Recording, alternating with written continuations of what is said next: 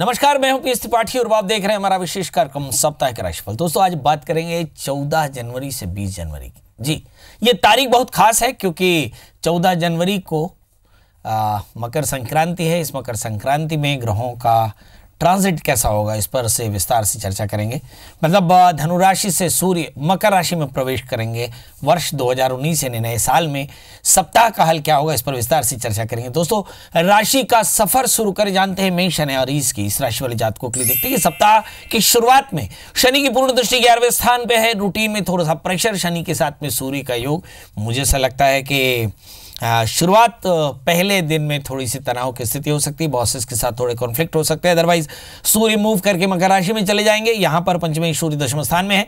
रोजी रोजगार को लेकर के कुछ बड़े डिसीजन लिए जा सकते हैं। यहाँ देखिए 8वें स्थान में बृहस्पति। यदि विदेश यात्रा करना चाहते हो, यात्राएं करना चाहते हो या किसी लाभ के लिए प्रयास करना चाहते हो तो काफी मेहनत के बाद अच्छा फल मिल जाएगा इस सप्ताह में। यहाँ देखिए कि लग्न में पड़े हुए चंद्रमा, थोड़ा सा दिमाग फ्लिकर होगा। चौथे स्थान में राहु, पेट की तकलीफ हो सकती है। 12वें स्थान में मंगल, आपको अपनी हेल्थ के लिए सावधान रहने की ताकीद करते हैं। दशम स्थान में केतु, यात्राओं के बीच में भी थोड़ी सावधानी रखने की जरूरत पड़ सकती है। इस समय अगर शुक्र देखें, शुक्र आपके 8वें स्थान में, सप्तमी शुक्र अष्टम स्थान में हो तो लाइफ पार्टनर के लिए थोड़ी सावधानी रखनी पड़ेगी। महत्वपूर्ण कार्य में थोड़े से विलंब की संभावनाएं बन सकती हैं। सुखद समाचार कुछ मिलेंगे। सप्ताह के मध्य में किसी महत्वपूर्ण कार्य में व्यवधान जरूर दिखाई पड़ता है, परंतु ये बड़ों के सहयोग से रास्ता निकल जाएगा। कुल मिलाकर के कुछ महत्वपूर्ण बातें कही जा सकती है। एक, इन्वेस्टमेंट करते समय थोड़ा सावधान रहें। दूसरा, सेहत के लिए सावधान रहें। क्या करें? मंगल के मंत्र जप करें, गाय को आहार दें, फिर दिन की शुरुआत करें तो सप्ताह होगा बेहतर। बात कर लें तो दोस्तों वृषभ यानी टॉरस की इस राशि वाले जातकों के लिए देखते हैं कि पारिवारिक चिंताओं के कारण परेशानी बढ़ रही है। शायद इसका असर आपके काम पर भी पड़े, इसलिए बहुत पॉजिटिव रखने की जरूरत है सोच को। इस समय परिवार के लोगों की छोटी मोटी बातों से मन परेशान ना हो, आवेश में कोई काम ना करें। 11वें स्थान में मंगल है, वाणी का संयम और किसी प्रकार की अधीरता आपके बनते काम बिगाड़ सकती है। अदरवाइज द्वादशेष 11वें स्थान में, मुझे ऐसा लगता है कि काफी भागदौड़ के बाद में अच्छी सफलता आपको मिल सकती है। तीसरे स्थान के राहु, इस समय बच्चों को अपनी पढ़ाई में एकाग्रता बनाए रखना बड़ी जरूरी होगा, मगर राहु के कारण ये थोड़ा सा कठिन होगा।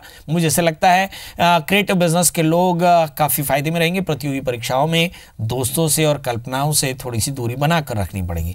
स्वास्थ्यगत परेशानियां, ठंडे और खट्टे से अपने आप को बचाकर चलें। क्या करें जिससे सप्ताह अच्छा हो? नंबर 1, शनि की पूर्ण दृष्टि दशम स्थान में, तीसरे स्थान में राहु है और 11वें स्थान में मंगल। तो राहु के मंत्र का जप करें, शनि के मंत्र का जप करें, हनुमान जी का दर्शन करें, हनुमान चालीसा का पाठ करें, मसूर की दाल, तिल और उड़द की दाल का दान करके सप्ताह की शुरुआत करें तो सप्ताह होगा बेहतर। बात कर लेते हैं दोस्तों मिथुन यानी जमिनी की इस राशि वाले जातकों के लिए। देखते हैं कि 11वें स्थान में द्वितीय चंद्रमा 11वें स्थान में है, मतलब संपत्ति का लाभ हो सकता है, प्रगति के रास्ते खुलेंगे। इस समय अपनी क्षमताओं पर भरोसा करने की जरूरत पड़ेगी। आइए थोड़ा देखें, एकादशेष दशम स्थान में है, सत्ता पर पकड़ बढ़िया होती नजर आ रही है।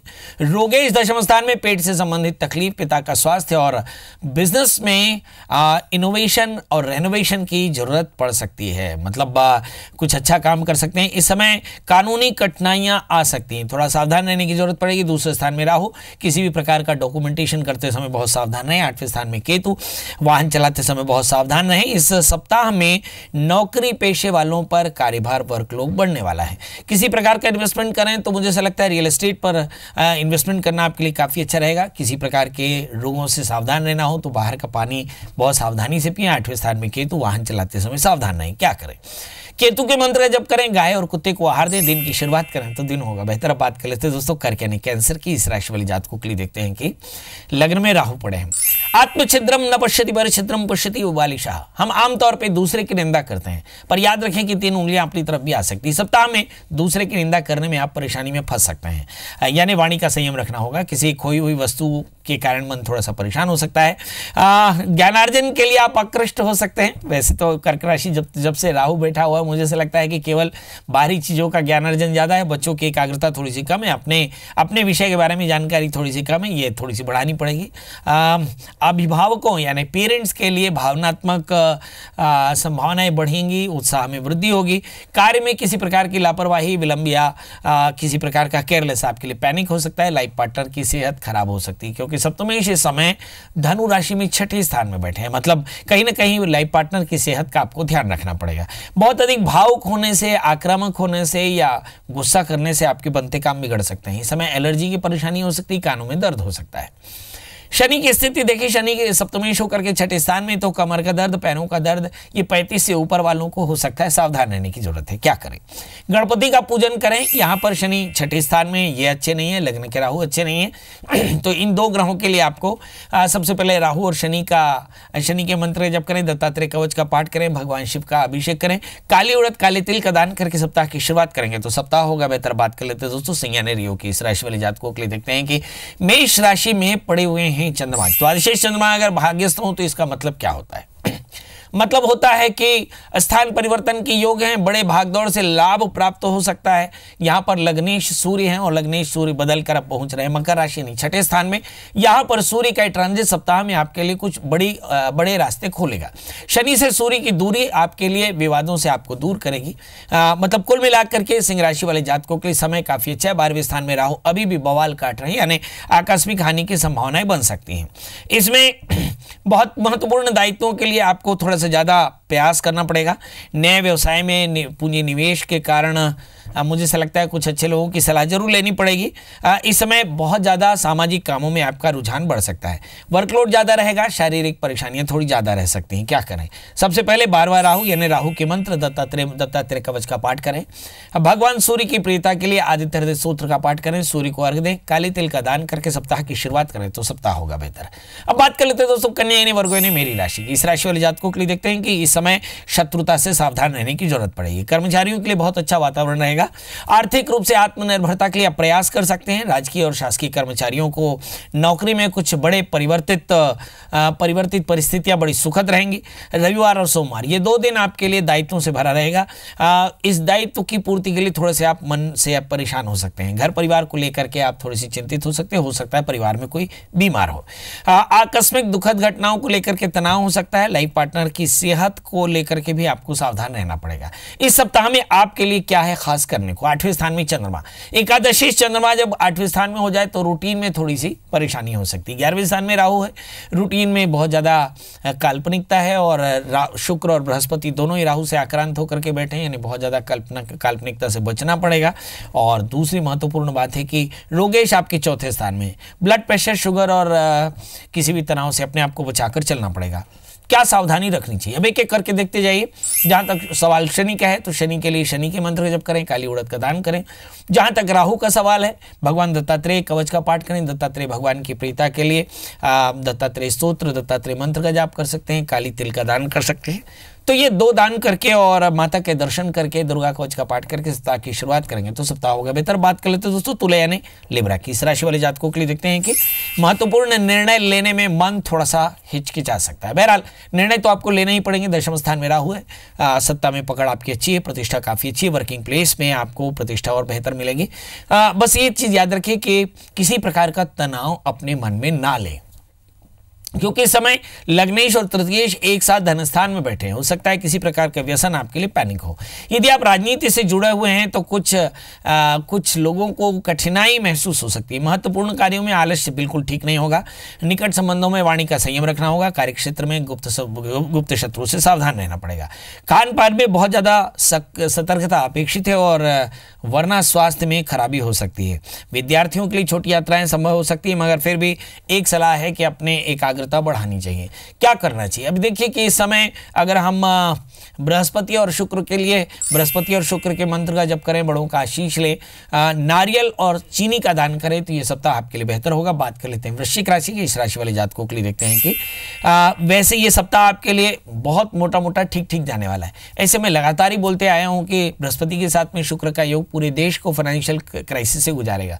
देश ही काहे को, पूरे विश्व को फाइनेंशियल क्राइसिस से गुजारेगा। इसके चलते थोड़ी सी परेशानियां हो सकती हैं, मगर एक अच्छी बात यह कि सप्ताह की शुरुआत में शनि का जो सूर्य का जो ट्रांजिट है वो धनु राशि से मकर राशि में प्रवेश कर रहे हैं। तो शनि और सूर्य का जो कॉन्फ्लिक्ट है, यानी राजा और प्रजा का कॉन्फ्लिक्ट है, बच्चे और बड़ों का जो कॉन्फ्लिक्ट है वो कम होगा और मुझे से लगता है कि इससे काफी फायदा हो सकता है। जहां तक सप्तमी शुक्र लग्न में बैठे हैं, लाइफ पार्टनर के साथ में वैचारिक मतभेद की संभावनाएं बन सकती है। राहु भाग्य स्थान में उलझने अभी भी बनी रहेंगी, यानी लगातार आपको प्रयास करते रहना पड़ेगा। सप्ताह के अंत में थोड़ा थकान ज्यादा दिखाई पड़ती है, मतलब रेस्ट लेने का भी ध्यान रखें। यदि आप नौकरी चाहते हो तो इस सप्ताह में प्रयास करें, काफी अच्छा रहेगा।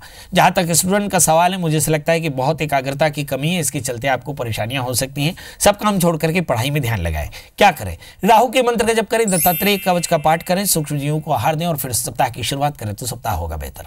अब बात कर लेते हैं दोस्तों धनु यानी सेस्टेरियंस की। इस राशि वाले जातकों के लिए देखते हैं कि लग्न में पड़े हुए हैं शनि के साथ में बुध। कुल मिलाकर के देखते हैं कि तृतीय शनि लग्न में है तो कहीं ना कहीं एकाग्रता, आत्मबल कम होता नजर आ रहा है और इसके चलते आप परेशान हो सकते हैं। धनाभाव के कारण काम में विलंब होगा। योजनाओं की सार्थकता में समयाभाव परेशानी की वजह बन सकता है। राजनीति से जुड़े हुए लोगों के लिए प्रयास उन्हें सार्थक लाभ दे सकते हैं। जहां तक सवाल है बौद्धिक क्षमता में प्लान्ड वर्क जो करेंगे वो उसमें आपको काफ़ी फायदा होगा। इस समय आपको इनकम और खर्च पर थोड़ा सा नियंत्रण रखना पड़ेगा, मतलब बजट बना करके अपने काम करें। राजनीति और सरकारी क्षेत्र में काम करने वाले लोगों को कुछ नकारात्मक नेगेटिव परेशानियां हो सकती हैं, मतलब ये सप्ताह उनके लिए अपने वर्क प्लेस पे थोड़ी सी परेशानी दे सकता है। इस सप्ताह में अर्थ, संतान और सामाजिक तौर पे ये सप्ताह काफ़ी भारी हो सकता है।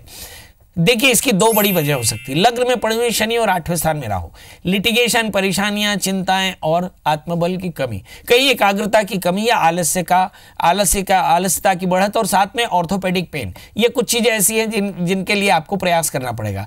तो शनि के लिए आप शनि मंत्र का जप करें, काले तिल का दान करें, काली उड़द का दान करें, लोहे का दान करें, हनुमान चालीसा का पाठ करें और राहु के लिए दत्तात्रेय कवच का पाठ करें तो आप देखेंगे ये सप्ताह आपके लिए बेहतर होगा। बात कर लेते हैं दोस्तों मकर राशि की। इस राशि वाले जातकों के लिए लग्न में केतु, टैलेंट बहुत अच्छा है। मंगल की स्थिति देखें 3रे स्थान में, एनर्जी भी बहुत शानदार है। अगर हम राहु को देखें, राहु 7वें स्थान में है। आपको अपने एसोसिएट पार्टनर्स के साथ में थोड़ी सावधानी रखनी पड़ेगी। जहां तक सवाल आपके एटीट्यूड का है, आपकी सफलता का है, तो बृहस्पति ठीक स्थान में बैठे हैं।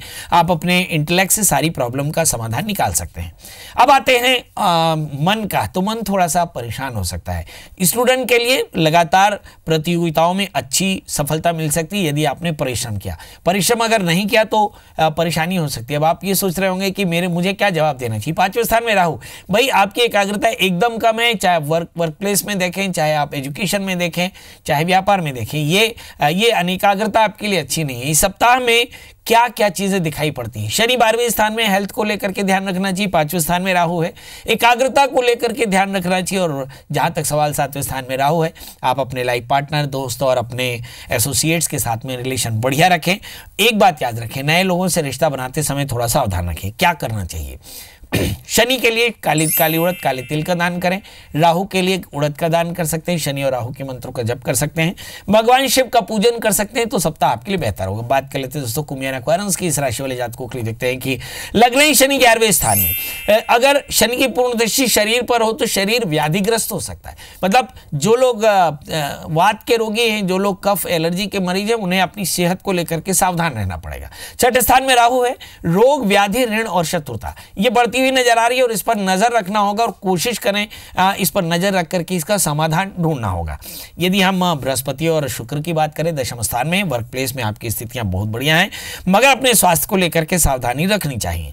इस सप्ताह में अगर कोई नया काम करना चाहते हो या महत्वपूर्ण काम करना चाहते हो तो एकाग्रता बहुत ठीक रखें। 4थे स्थान में राहु, सामाजिक अपयश की संभावनाएं और माता का स्वास्थ्य, वाहन की गड़बड़ी आपके लिए पैनिक हो सकती है। इस सप्ताह में क्या सावधानी रखनी चाहिए? नंबर 1, एरोगेंस बिल्कुल ना रखें, चिड़चिड़ापन न रखें, अपने व्याधि, अपने रोग, अपने ऋण, अपनी शत्रुता पर नजर रखें। बड़ों का आशीष लें, गायत्री मंत्र का जप करके और सप्ताह की शुरुआत करें तो सप्ताह होगा बेहतर। अब बात कर लेते हैं दोस्तों मीन यानी पैशंस की। इस राशि वाले जातकों के लिए देखते हैं कि 12 राशियों में सबसे कंफर्ट में ये राशि है क्योंकि इसके लग्न में मंगल है और अभी तक शनि के साथ में सूर्य थे जो पहुंच गए अब 10वें स्थान में, यानी 11वें स्थान में पहुंच गए। 10वें स्थान से मूव करके 11वें स्थान में पहुंच जाएंगे।